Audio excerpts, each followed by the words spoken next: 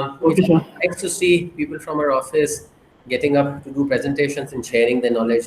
Salman's done a fair amount of work on matrimonial issues, which I mean is part of, some part is overlapping with the violence, generally violence against women, but he's got a fairly large background on that. And of course, not to say that he doesn't have exposure on the other things. You can now see him. Of course, he's defected and gone to the government side, left us, but that's all right. Will be good to hear him, his experience on both sides, and multiple forums for this, not just High Court, but trial courts, various trial courts, family courts, and there are a lot of dimensions. Unlike most other laws, which would require, at least from lawyers, mostly an interpretation of law and application of law. But the amount of empathy and compassion that a lawyer needs to have when dealing with such a subject is far more than what you ordinarily need. So I think it's a tough one on that, and that is why one needs to know the nuances of the law as well as how to deal with it. Salman, all yours. Will be great So, to hear what you're sharing in. Lovely to have you. Just uh, before, I would like to confirm from everyone that Salman is presenting a presentation. So I hope everyone is able to view it. Yes, I can view it. Yes, anybody who has a problem can actually just send in a message so people will know, right? All Salman, right. yeah, yes, sure. sir. So thank you so much, sir. So this is a presentation. I hope everyone is viewing it on their screens. So the topic for today's presentation is Domestic Violence Act 2005. Now, the first and foremost question which come in the mind of all of us is what was the need of this particular act? Considering the fact that already there were a number of provisions, there were a number of existing provisions with respect to matrimonial laws, with respect to maintenance in favor of the woman, then what was the need of this new act in the year 2005? The answer to this question is the existing laws. For example, the existing laws were Section 125 CRPC, which deals with the maintenance, Section 18 of the Hindu Adoption Maintenance Act, Section 24 of Hindu Marriage Act, and Section 25 Hindu Marriage Act, which deals with alimony. All these existing provisions of law were very narrow in their compass. Basically, all these existing provisions were limited to the maintenance of only wife and children. The word specifically used in all these provisions were wife and children, and wife itself means a legally wedded wife. It does not incorporate within its ambit any other person. Although Supreme Court in its various judgment has said that a partner in living relationship is also entitled for maintenance, but these existing provisions does not encompass it expressly. So there was a need for an act, and in Domestic Violence Act it has been included. Second thing, all these existing provision 125, 18, 24, and 25 only dealt with the monetary aspect of the maintenance and does not dealt with any other aspect. It does not dealt with emotional abuse, emotional distress, and residence order and any other need. So, Domestic Violence Act was the first act wherein residence orders were specifically included in the act itself. And as I already said, that Domestic Violence Act in itself is a comprehensive act which in itself provides for its own procedure and for all the orders encompassing the maintenance. Now coming to the preamble of this particular act, the preamble of the act in itself is very clear. It itself shows the scope of this particular act. There is three major things in the preamble. If you read the preamble as it is on the screen, an act to provide for more effective protection of the rights of women guaranteed under the Constitution who are victims of violence of any kind occurring within the family and for matters connected therewith or incidental thereto. So the scope of the act is basically to provide a protection to any woman, and third thing from the domestic violence. So our presentation and our topic for today is divided into the three parts. First one, who is the aggrieved woman? Who will be the beneficiaries of this act? Woman includes whom? Who are the beneficiaries who can claim under this act?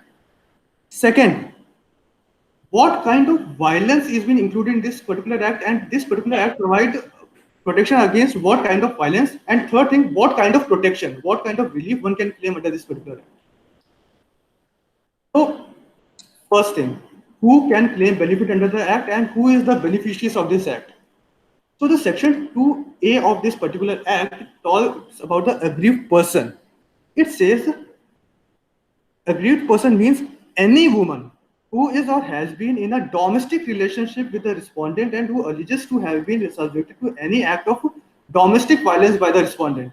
So this definition shows us three things. First, any woman, not specifically wife, but any woman. Second, who has been in a domestic relationship. And third thing, who was subjected to domestic violence. Domestic relationship has been defined in section 2F, which provides two persons who live or have at any point of time lived together in a shared household when they are related by consanguinity, marriage, or through a relationship in the nature of marriage. Meaning, a woman who is living or at any time a point of time have lived in a shared household and is related by a consanguinity, two marriage, and third relationship in the marriage. So combined reading of section 2A and 2F shows us that the scope of this particular act is enlarged to a great extent, which includes different kind of women. Let's see to it. Who are first category of women? Women related to marriage. All the women, for example, wife, can claim maintenance from her in-laws as well as from her husband. Mother-in-law. This is a very bold step in the sense that a mother-in-law, by way of this act, in fact, can claim relief and protection order and any kind of relief enumerated in this act against her daughter-in-law. Sister-in-law can also claim any relief against the wife of her brother. Second category of woman is widow and divorced woman. Now, I would like to point out here is that if we look at section 24 of Hindu Marriage Act, it is limited to the word wife and that to legally wedded wife. So suppose if a woman applies in section 24 of Hindu Marriage Act and after the divorce is given to her, then she is no more entitled for any maintenance. But under the Domestic Violence Act, she is rightly entitled for maintenance. And so is the case of the widow also. She can always claim maintenance or any other right in the act from her in-laws. Now, this is another category, second wife.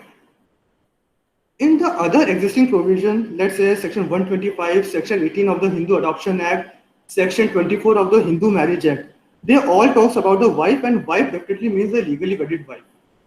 So consider a case wherein a particular man has entered into a marriage with a woman, keeping her in the dark about her previous marriage. So in that particular case, that second woman, the marriage of that particular second woman will be void ab initio, and she will be not entitled for anything. तो situation ऐसी हो जाती है कि आप एक woman को बोल रहे हैं कि किसी ने आपको धोखा दिया और इस वजह से हम आपको अब कोई मेंटेनेंस और किसी भी तरह का प्रोटेक्शन नहीं दे सकते. So in order to deal with such kind of situation, this particular the definition of woman is being enlarged in this particular act. Next, all the live-in partners, all the live-in relationship partners who are if you see the definition of section 2F, domestic relationship, they have specifically stated that if the two partners are living in a relationship which is in the nature of marriage, then also one can claim maintenance or any other relief. So the point is, even live-in partners can also claim maintenance. Now there was a judgment of a Karnataka High Court wherein the court has specifically stated that all live-in partners are not entitled for maintenance, and there are certain guidelines which need to be proved in order to qualify to be a live-in partner. These guidelines was not exclusive, but court has said that suppose both the couple, the partners, present themselves as husband and wife in the society at large, then they will be considered to be a live-in partner.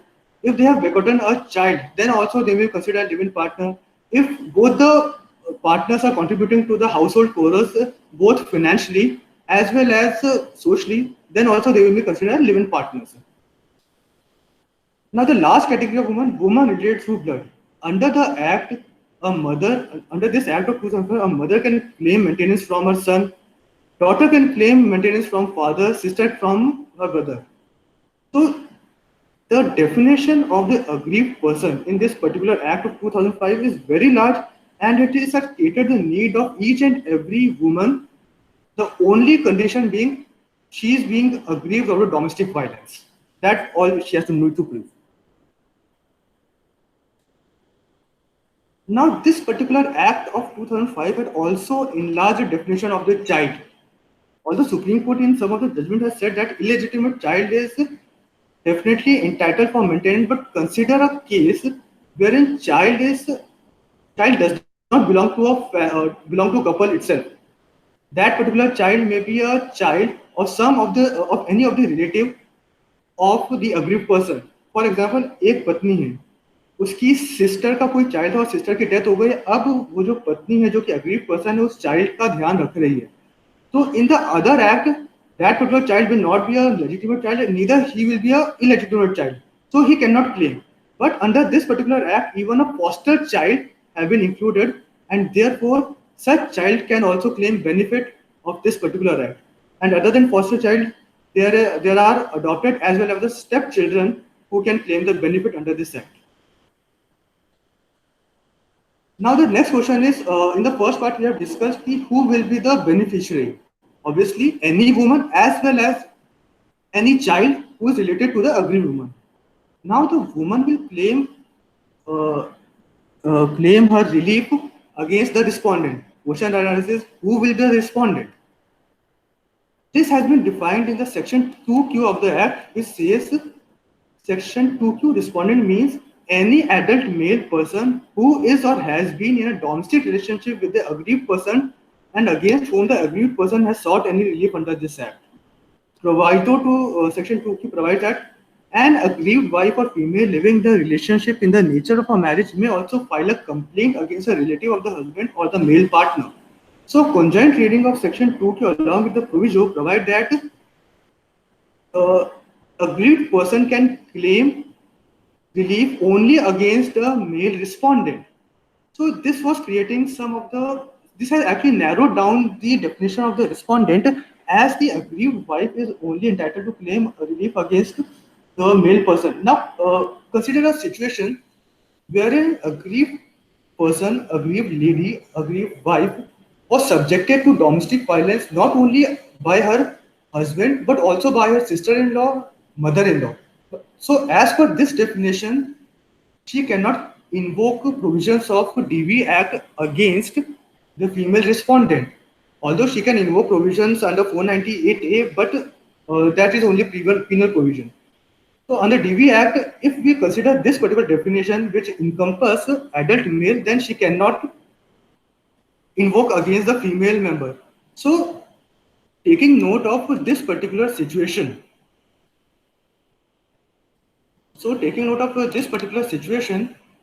Supreme Court in the case of Hiralal Harsora versus Kusum Harsora deleted the word adult male. So in that particular case, the Supreme Court has specifically stated that a complaint under the DV Act can be filed against the woman also. So a daughter-in-law can file a complaint against the mother-in-law, sister-in-law, along with male members also. Second, it has specifically stated that the use of word adult male is discriminatory as it discriminates between two equally situated persons, one will only on the basis of gender. A perpetrator of the domestic violence, if he is male, then he will be punished, and if he is female, will not be punished. This was a discrimination which Supreme Court has considered that it is a discriminatory nature. And in the last, court has held that even after the deletion of the word adult male, an aggrieved mother-in-law can also invoke the provisions of the DV Act against her daughter-in-law. So coming to the next point. As you have already seen in the definition of the domestic relationship, they have used the word shared household. They have specifically stated that if the two partners have lived in a domestic relationship in a shared household, then the aggrieved person can claim relief against the other. What is shared household? Section 2 provides us that. Very expansive definition. It included all the household where the aggrieved woman has lived at any point of time. It specifically states where the person aggrieved lives, which means present, or at any stage has lived, past, रह रही है या कभी भी रही है, either singly or along with the respondent, या तो अकेले या फिर respondent के साथ. It also includes the house which is in fact owned or tenanted. किराए के मकान में रही है तो उसमें भी क्लेम है उसका. And it in fact also includes the household which may belong to the joint family of the respondent. यदि पति हिंदू अनडिवाइडेड फैमिली का पार्ट है और कोई ancestral property है, then that aggrieved lady has a right over that ancestral property also being her household. So this particular definition was so wide that it created number of problems. What happened was there was a situation that a particular lady was married in a matrimonial home. Her matrimonial home was in Delhi. Now, there was another house belonging to the father-in-law, let's say in Tamil Nadu. That the house of Tamil Nadu was an exclusive property of the father-in-law, and in the house of Tamil Nadu, the woman has never lived. But expanding this particular definition of the shared household, some of the women try to claim their right over the house in Tamil Nadu also. So Supreme Court thought that this will be unjust to the poor in-laws or the poor old age in-laws who does not have any other any other place to go. So the Supreme Court passed a judgment named as S.R. Batra versus Tarun Batra in the year 2007, where the Supreme Court has specifically stated that the house which is in the exclusive domain, in the exclusive name of the in-laws, cannot be claimed to be a shared household by the aggrieved person. Supreme Court has stated that in order to be considered a house to be a shared household, the husband must either own the property, he must pay rent on the property, or the house must belong to a joint family of which the husband is a member. So this was a forward step for the benefit of the senior citizens, but this particular judgment was not followed by a number of high courts in its true sense. In fact, our high court in some of the cases has distinguished the case on the basis of facts. What happened was there was a case in the year 2014, Rajasthan High Court, when the Rajasthan High Court stated that in the present matter, the facts of this particular case is not similar to the facts of the S.R. Batra case, and therefore S.R. Batra case is not applicable to you, and therefore, though the house is the exclusive property of in-laws, still the woman has the right in the property being her shared household. So most of the high courts did not follow the ruling of S.R. Batra in its true sense and used to dilute it by making a differentiation on the basis of the facts of the case. There is another judgment of the Bombay High Court, which was very interesting judgment. What was happened was in that judgment, a couple married and the husband was living in a rented premises and the rent agreement was made in his name. He married a woman, bought her to his rented premises. After the marriage, some dispute arose and they got separated. That husband left the rented premises and stopped paying the rent.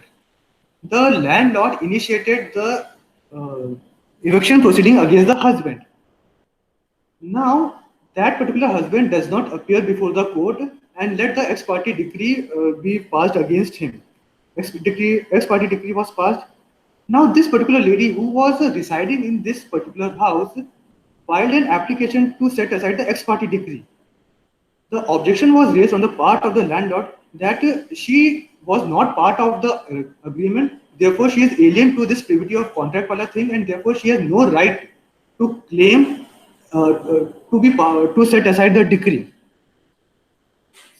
Bombay High Court has specifically stated that it is true that an aggrieved person or wife does not have the right more than that of husband, but still she can defend her right in a tenancy suit, being the tenant of that particular house.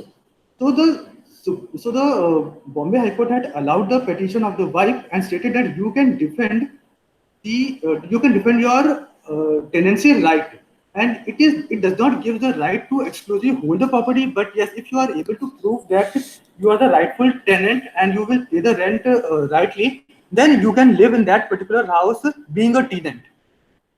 So the shared household has been interpreted in number of ways in number of judgments. Now comes the second part. In the first part, we have discussed who is the beneficiary of the act. Obviously, aggrieved woman, any aggrieved woman, and the child. Now, the second part is domestic violence. What is domestic violence, which this act encompasses? Section 3 of act provides for domestic violence. It says any kind of physical abuse. किसी भी तरीके की मार पीट यदि आपने अपने partner के साथ की है, you are liable to be prosecuted under DV Act. Second, sexual abuse. Any kind of sexual abuse, forcing for sex, or forcing for watch porn, or any kind of sexual abuse can book you under DV Act.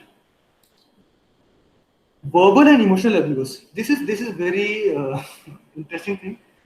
Verbal and emotional abuse basically means a mental cruelty. So any act of yours, any act of a perpetrator which leads to mental cruelty or an emotional distress to an aggrieved woman can invite Domestic Violence Act.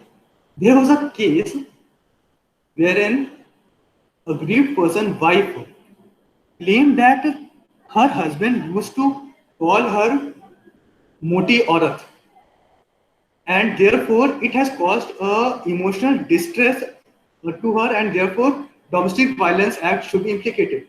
Husband husband pleaded a defense that, look, I have never caused any physical abuse, I have never caused any sexual abuse, I always used to take care of her, I only used to make fun of her in order to motivate her to lose weight. Other than nothing was my intention to abuse her. Surprisingly, court has specifically stated, despite of your intention, you have called her with the nicknames. Despite of your intention, you have called her with any of the nicknames which has caused emotional distress to her, and therefore you are liable to be booked under DB Act. So the definition of the verbal and emotional abuse is very expansive. Anything which causes the mental cruelty may be considered to be an emotional abuse. Even taunting your wife, your partner, that यार खाना सही नहीं बना, खाने में नमक कम है, can invite verbal and emotional abuse. Next thing, economic abuse. If you don't give your wife maintenance, you don't provide her with enough money to survive, it will consider economic abuse. In fact, if you deny the wife the same standard of living which she is entitled to after marriage, suppose आपकी income lakh रुपए है, but for the maintenance वाला thing you give your wife only 15,000. In normal scenario, 15,000 can be dealt as a sufficient amount, but considering your status, अगर आप लाख रुपए कमाते हैं तो आपको अपनी वाइफ को भी उसी स्टेटस के अनुसार पैसा देना होगा, otherwise it will be an economic abuse.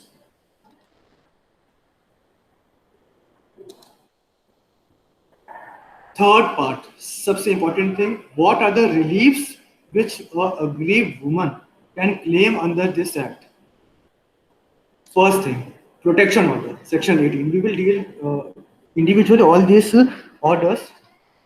So first one is protection order under section 18. Second one is residence order. Both section 17 and 19 read together. Third being monetary relief. Fourth, custody orders. And fifth one is compensation orders. So first let's take the protection order, which is section 18. What all kind of orders can be passed against a male perpetrator of domestic violence who is the respondent? First thing, he may be restrained by the magistrate from committing any act of violence against the aggrieved person, any act of violence. And the definition of violence is very clear: any physical, verbal, sexual, economical abuse. In fact, aiding and abetting of violence is also prohibited. Third thing, committing an act of violence against a relative of the aggrieved person. Now consider a situation. A lady who is an aggrieved person is thrown out of her matrimonial home. She takes refuge in her parental house. Now, in such scenario, the parents of the aggrieved person, parents of that lady, can also invoke Section 18 of the DV Act to claim protection against their son-in-law. So, such is the wide compass of this particular act. Communicating by any means to the aggrieved person, any kind of communication, telephonic, email, WhatsApp, can be restrained by way of Section 18. And most important thing, alienating any asset in which aggrieved person has a right. I will deal with it in Section 19 because it is similar to Section 18. So, Section 17 and 19 provides for residence order. So, the magistrate may provide that ask the respondent to restrain from alienating any asset, any shared household in which the aggrieved person has a right to dispose of. Suppose there is a shared household belonging in the joint family of the respondent. Now the magistrate can direct the respondent that till the disposal of the suit, you will not sell or dispose of or create the right of the third party in the said shared household in order to protect the rights of the aggrieved person. This is interesting thing. Direct the respondent to remove himself from the shared household. Suppose there is a household जहाँ पे husband और wife अकेले रह रहे हैं. Now, under the garb of Section 19, the magistrate can direct the husband that although this is the exclusive property of yours, doesn't matter, आप यहाँ से जाइए, ये महिला यहाँ पे रहेगी और आप रेंट पर रहिए. So, even the husband can be thrown out of his own house. One thing important is that although Section 19 provided respondent may be directed to remove himself from the shared household, this direction cannot be passed against the woman respondent. Now, suppose there is a shared household wherein the mother-in-law is also residing. So, the daughter-in-law cannot claim that the mother-in-law should be evacuated from the shared household. This Section 19 is specific to the men. Respondent may be directed to arrange for same level of accommodation in wherein the aggrieved person was living, and if not, same amount of rent. Now, Section 19(8) is very important. Section 19(8) of the Act provides for the recovery of the Stridhan or any valuable asset belonging to the aggrieved person and is in the custody of the respondent. There is a similar provision, Section 406 of the IPC, which provides for the punishment for the Stridhan, but Section 406 IPC is related to the punishment. More so, in Section 406, you have to prove three things. First thing, entrustment. It means that wife had given entrusted all these Stridhan to their in-laws. Second thing, demand and refusal. Wife has demanded and the respondent had refused to return Stridhan. And third thing, conversion to own use. Wife had to prove under Section 406 that her Stridhan has been converted in the personal use of the respondent. So all these three conditions are satisfied, then only Section 406 can be used by the wife, and it can be only used for the purpose of the punishment and not for the recovery. For recovery, she has to take refuge under Section 19(8) of the DV Act. Section 20, monetary relief. First monetary relief, very simple: monthly maintenance to the aggrieved person and to her child, with respect to the income of the respondent. Second, loss of earning. Now, what is loss of earning? Suppose there was I don't know the name, but there was a situation wherein husband abused the wife in her office, and because of that abuse, that particular wife has to leave the job. The job she left was very high paying job, and because of that abuse she has to take refuge to another low paying job. So the court held that the loss of earning, the difference between a high paying job and low paying job, need to be compensated by the husband. All the medical expenses, if wife or her child is suffering from any ailment, all the medical expenses need to be borne by the respondents, or any other ancillary any other ancillary reliefs with respect to money. Now, section 20 and 22. 22 talks about the compensation. In section 20, we are talking about the payment which is recurring in nature, whereas in compensation, we are talking about the money which is more so in the nature of lump sum and one time.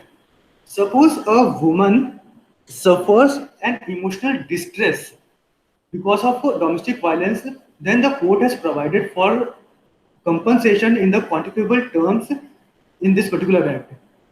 In no other act, section 125 CRPC, section 24 of Hindu Marriage Act does not take care of emotional distress, but this act does. So the scope of this act, as I already stated, is very large.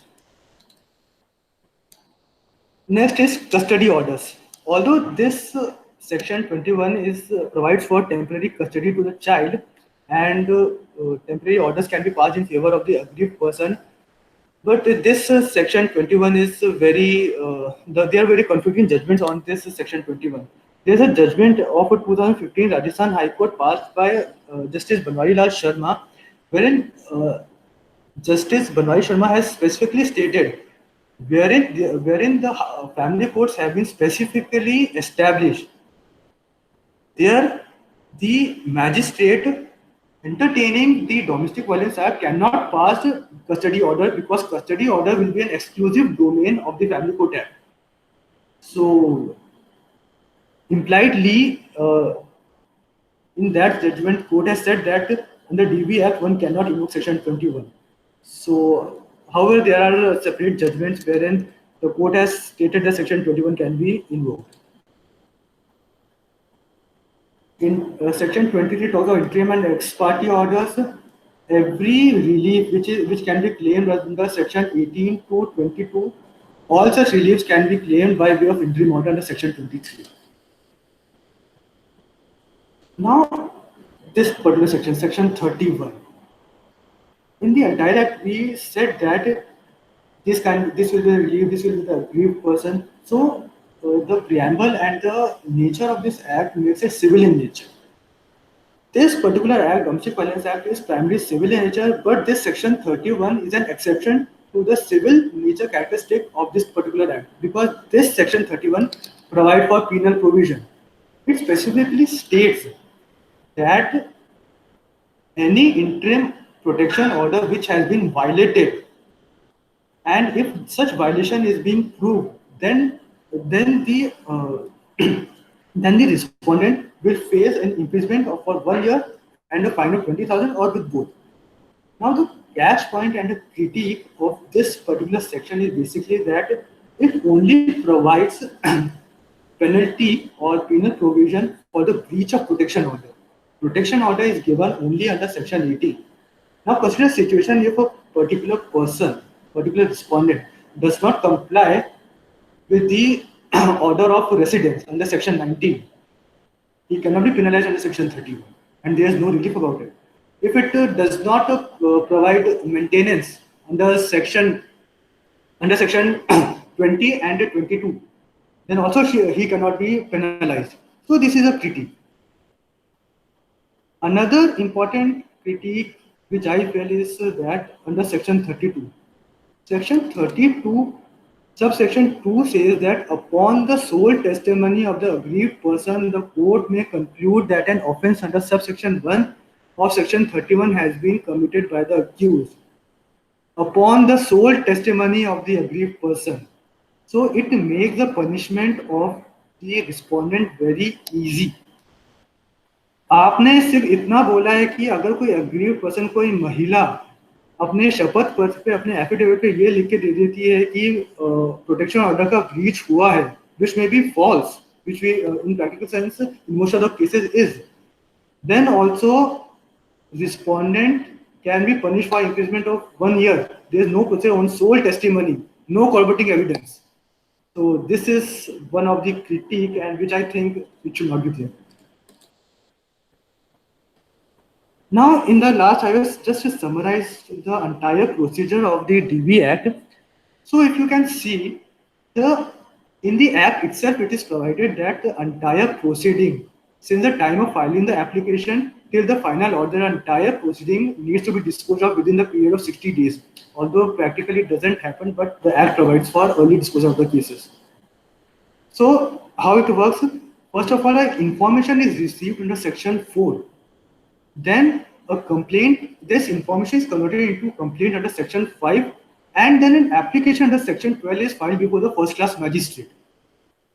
After taking the cognizance of the application, the magistrate issues the notices, or the magistrate has also the power to pass an ex parte order, but it never happens.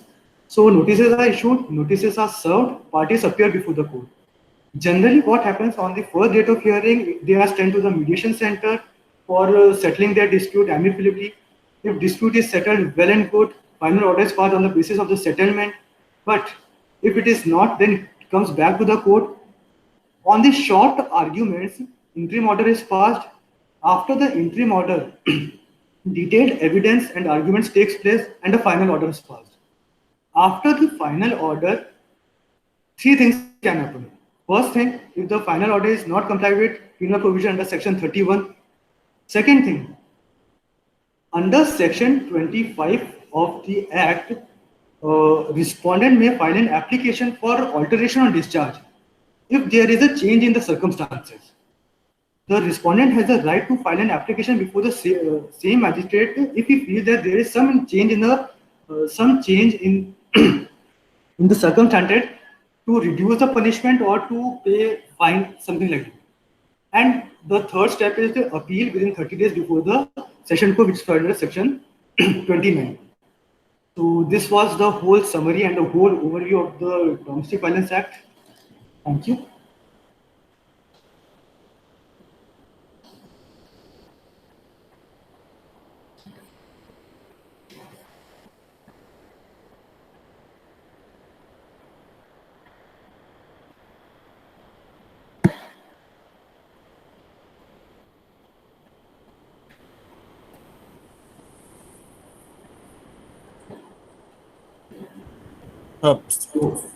Is the audio on? I can't hear. Yes, sir.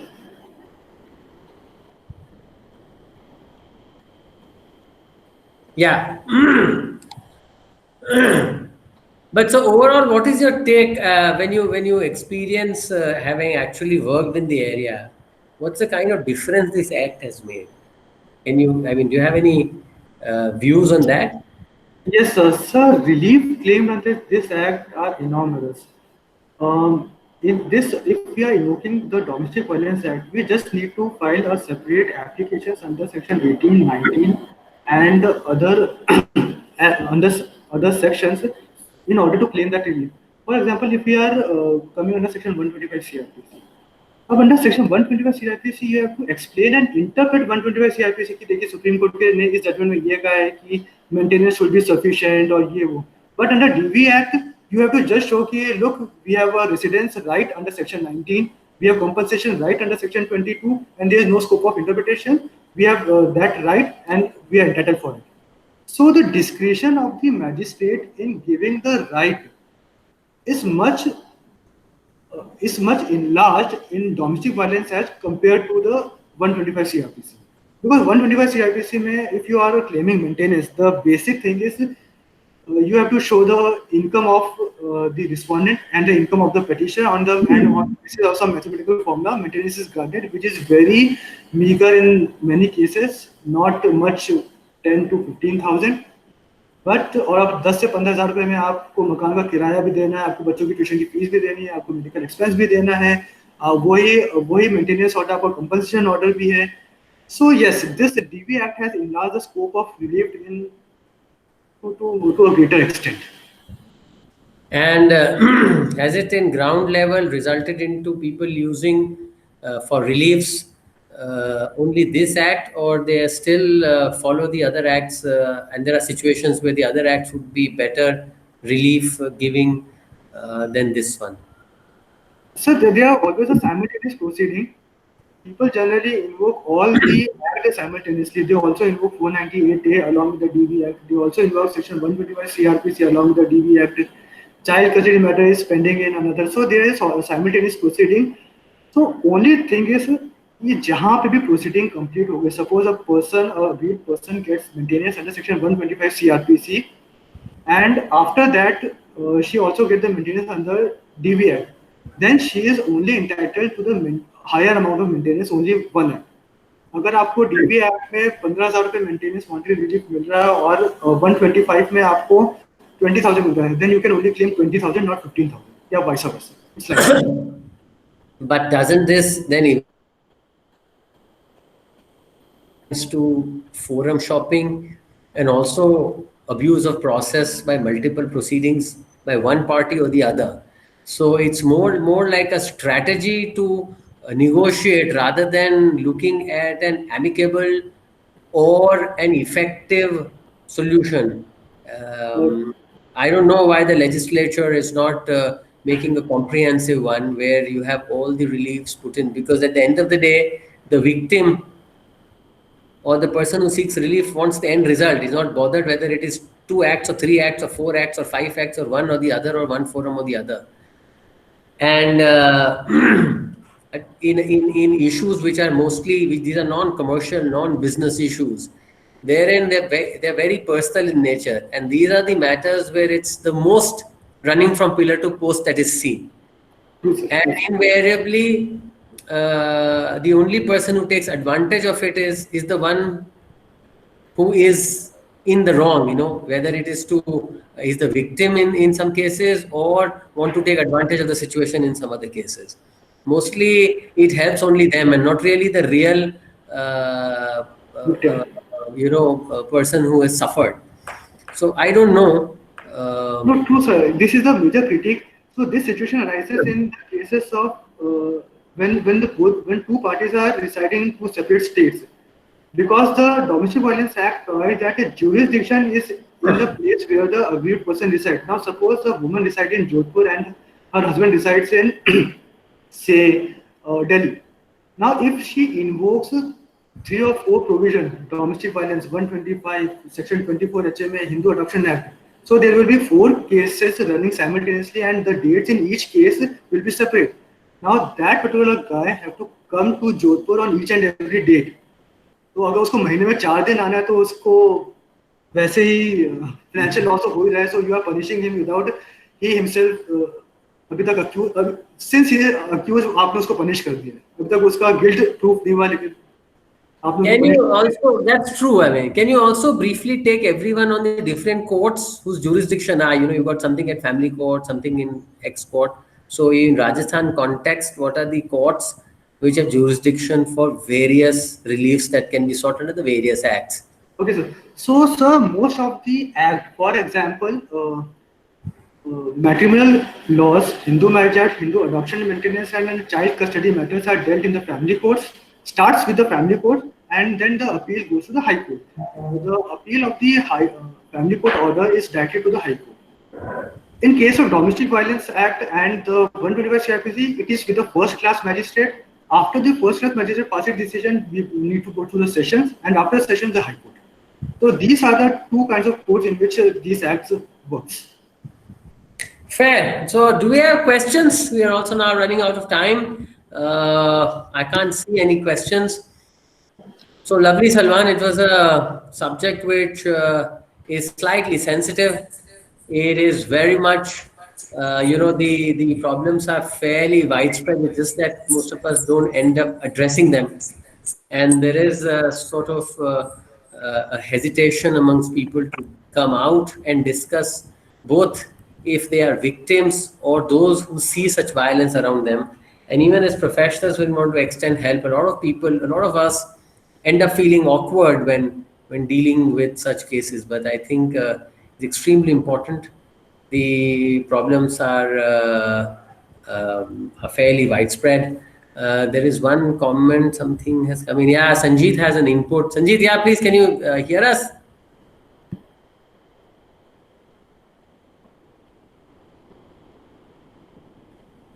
Sanjit sir, can you unmute the mic and speak? I can't see him. So we'll take his input a little later, maybe. But that's okay, I think. So great, Salman. Great to have you here. And we hope we'll continue to get inputs from you. So Uh, Sanjeev sir has joined. Sorry, I can't. the What did you say? bad thing to the discussion we had today. Yeah. So we can there is a provision, there are agreements which are called prenuptial agreements, which are Correct. already legal in India. But if we could apply such agreements or in India, it might have helped in solving these problems, domestic violence in day-to-day life. Basically, these prenuptial agreements are those agreements where the rights and obligations can be decided before marriages, so that if there is a problem or domestic violence cases, though they will not take the longest timing. So prenuptial agreements, although they are illegal in India, but it could be, they can help.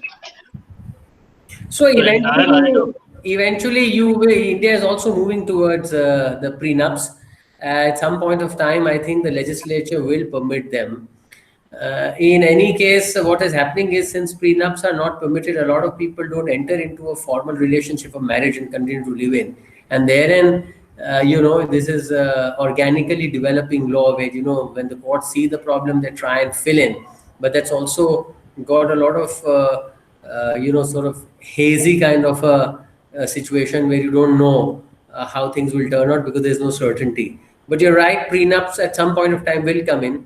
But you also have to see in India, the bargaining power between the two parties to a marriage is sometimes highly skewed. So prenups could be then sort of, वो हाथ काट के दे दिए पहले वाली स्थिति हो सकती है.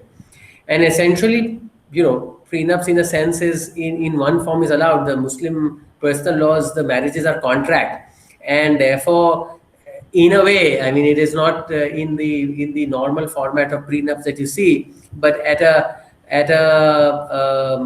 philosophical level and at an academic level, they are all prenups there. So I think if that the problem in India is to have prenups is more religious than legal, because what happens is that, unlike the Muslim personal law, which considers marriage to be a contract, their prenups is very easy because it's essentially only a contract. Where the Hindu personal laws, where marriage is not considered to be a contract, but some form of a sacred and spiritual union, how do you put in a contract? Of course, in my mind, we already have, we have a method of doing it. It's slightly far, but if you recall your contract classes of very early on, and when they say that a consideration is a sine qua non of a contract, but then there was an exception carved out, which was gifts. That out of love and affection, you can give something to someone, and that will have a contractual binding effect. It will still be a contract even if there is no consideration. So, when love and affection can be brought into as a consideration for a contract, at some point of time, a spiritual union or a sacred union can be brought in as a consideration for a contract, and prenups will be allowed. But that's something which needs a lot of social conditioning and a lot of narrative to be created on the social front and legal front. It's something which I doubt if many jurists have also considered. But if we interpret it that way and give effect to a contract, we can actually bring in a concept of prenup into the Hindu thought as well. We've done it with gifts, for example. I mean, there also, this was an exception was carved out, and love and affection was considered a good consideration. So if love and affection is a good consideration, a spiritual union could also be a good enough consideration. So maybe at some point of time, Sachin will have to wait and see, but at some point of time will come in. I think Sanjeet is back, and Sanjeet had a comment. I don't know. I can't hear him yet. Yes, sir, it's not back For yet. some reason, there's a problem. No worries. Oh, there's one question before we part. Let's take the last question. Can the daughter file a? This is Lalit Pariyarji. Can you hear us? Why don't you ask a question, Lalit? No, you can't hear him, so I'll put the question for him. Yes, I Yes, can sir. hear. Okay, please go ahead and ask a question. Can the daughter file a case under DB Act against her father? If yes, in which section? Daughter can definitely file a case. She can claim maintenance against her father if she is facing any economic distress and if she is able to prove that her economic abuse is leading to domestic violence.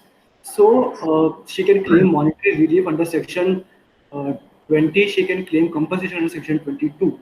And definitely if she has any threat to her life, she can also claim protection. So all the relief she can be claimed by her daughter against her father. Pragya, do you recall the issue that we are handling currently, where Salman, we talked about where the two parties live in different places and how it will be affected. So there are situations where the two parties are in different countries.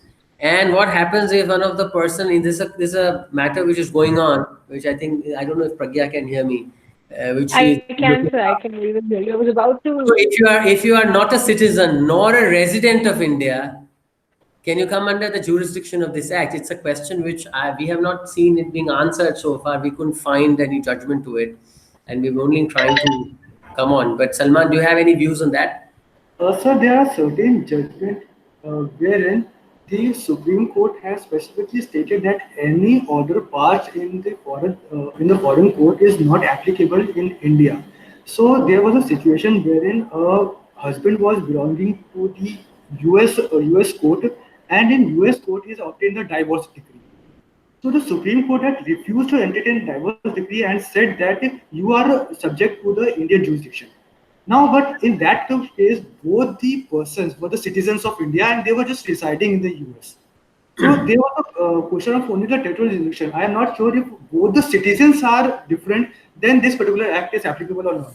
Although this particular act says that this act is applicable on all country except Jammu and Kashmir. So any act of domestic violence committed within the territory of India will be covered by this particular act. Correct, but when you see the constitutional provision, you have extraterritorial jurisdiction available. But the problem happens that how will you enforce it? Because the person is neither a citizen nor a resident. So that was a question I think offline we'll discuss that. It's a very interesting issue and governs, and private international law will come in. But sorry, Pragya, you had a comment on it. Sorry, I interrupted. No, sir. I think pretty much it's addressed. I wanted to ask whether non-resident and non-citizens can claim relief under the DV Act, which I think Salman is pretty much addressed. So we'll see. Well, actually, the question is open. That's what he's saying, that we don't know whether it'll, I think we have to look into private international laws, Correct. which is something that I've discussed with the Diksha also, who had previously worked on this. So great, Salman. We've almost finished. I hope everybody had at least some learning experience with this. There's Salman, one more question, sir, from Pramod Kalirana on the chat we have. Salman, can you see that? Yes, how the recent judgment of Supreme Court Social Action Forum, which is held, no need for inquiry and immediate arrest can be made upon complaint being filed by affected woman. Well, it is a very welcoming step from the Supreme Court. What happened was generally क्या होता था कि आप there was a series of cases from 2014 if I guess. तो पहले क्या होता था कि आप एक कंप्लेंट फाइल करते थे और 498 वगैरह के अंदर सीधा आपको और आपकी पूरी फैमिली मीन्स आपके पूरे मम्मी पापा, आपकी अनमैरिड सिस्टर्स या इवन मैरिड सिस्टर्स को जेल में एक दिन के लिए डाल दिया जाता था. तो जो सोशल स्टिग्मा जो लगता था उस पूरी फैमिली पे, it can not be clean. और जेल में डालने से होता क्या था, जो फ्यूचर निगोशिएशन और जो फ्यूचर सेटलमेंट वाली चीज थी वो भी खत्म हो जाती थी और फिर वो एक नाक की लड़ाई बन के रह जाती थी. So subsequently, Supreme Court has said that no, all these things should be stopped down, and after filing a complaint, both the parties need to be called to the police thana, police station. There should be a talk between both the parties. There should be a conciliation proceeding. After an inquiry is made by a particular police officer, and if he is satisfied that such arrest is required, then only an arrest can be made. And I think it's a welcome step. ताकि आप किसी बेकसूर को jail में तो नहीं डालें. Salman, if you can listen to me. Yeah. Hello. Yeah. So actually, earlier the question was the Anish Kumar judgment. It started the concept of preliminary investigation and the proceedings at CAWCL. But after the judgment of this social forum action, the Supreme Court has held that immediate arrest can be made. So due to this, there is a major confusion going at all the police stations, and recently also I had some cases. So there is no uniform procedure which is being followed everywhere. So that's why I asked, like, if you have went through any of the case, because the police is adamant that first you have to go through preliminary investigation and they give the bargaining time to both the parties. Whereas the Supreme Court's judgment says that you have to make the immediate arrest. So there is a, so the lawyers also have a confusion whether to approach police station or let the parties go and have a mediation, or first to approach the court and get the interim protection. That's the major I believe after the judgment, it is very much clear that immediate arrest generally doesn't happen. First, they have to give that section 41 notice. This notice is served, and only after that they can arrest. So after serving 41 notice, there is a good amount of time where a person can apply for an anticipatory bail. So I don't believe कि आज के time में immediate arrest हो रहा है और judgment के बाद होगा. Okay, thank you so much. Thank you for your knowledge. So I think we'll have to close it here. Thank you, Salman. Great to have you. Thank you, everyone. Thank you for joining in. I hope we continue to bring in newer knowledge for all of us. Tomorrow we have Sanjeev Johari ji, who will be speaking on the sexual harassment at workplace. Thank you, Samarpit, for once again for coordinating, and I'll see most of you guys tomorrow. Please feel free to invite anybody whom you think would be interested in joining in. Thank you. Thank you, Salman, once again. Thank you.